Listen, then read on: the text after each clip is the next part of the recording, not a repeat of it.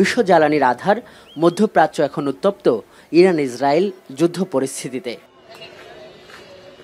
যেখানে নতুন উদ্বেগের কারণ হয়ে উঠেছে পারস্য উপসাগর আর ওমান সাগরকে সংযোগ করা ৩৪ কিলোমিটারের এই হরমুজ প্রণালী। বিশ্ব বাণিজ্যের এই রুটে বছরে শুধু 3 ভাগের 1 ভাগ জ্বালানি পরিবহন হয় না, তেল সমৃদ্ধ ইরাক, ইরান, সৌদি আরব, ইয়েমেন কিংবা ওমানের জ্বালানি তেল সরবরাহের প্রধান রুট এটি। 2019 সালের এক হিসাব, ওই বছরে একদিনেই এই প্রণালী দিয়ে পরিবহন করা হয়েছিল প্রায় 2 কোটি ব্যারেল খনিজ তেল।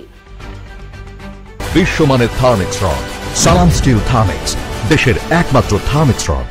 ইসরায়েলের ব্যাপক আক্রমণের পর যখন তেল আবিবে পাল্টা আক্রমণ চালাচ্ছে ইরান, তখন যুদ্ধের অংশ হিসাবে এই প্রণালীও বন্ধের হুমকি দিয়েছে ইরান। এমন অবস্থায় জ্বালানি তেলের দাম বাড়ার যে শঙ্কা, সেখানে কি করবে বাংলাদেশ, এ নিয়ে প্রশ্ন করা হয় অর্থ উপদেষ্টাকে। ইরাকের যুদ্ধে আমরা একটা অবজার্ভ করছি, আমরা দেখছি ইমিডিয়েটলি কিছুটা বেড়েছে, বাট এখন আমাদের যেগুলোতে আমরা অলরেডি অর্ডার প্লেস করেছি ওটা এফেক্ট করে নাই।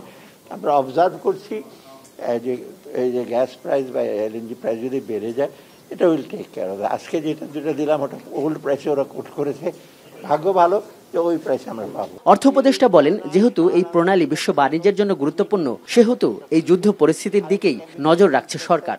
আমরা তো এলএনজির উপর ডিপেন্ড করি বেশি, এবং ইভেন শুধু যুদ্ধ তো শুধু এনার্জি প্রাইস না, আমার সার যেগুলো আসবে, আপনি জানেন বেশিরভাগ জাহাজ আসে কোন দিক থেকে, যে হরমুজ প্রণালী দিয়ে আসে, সেটা এফেক্ট করতে পারে।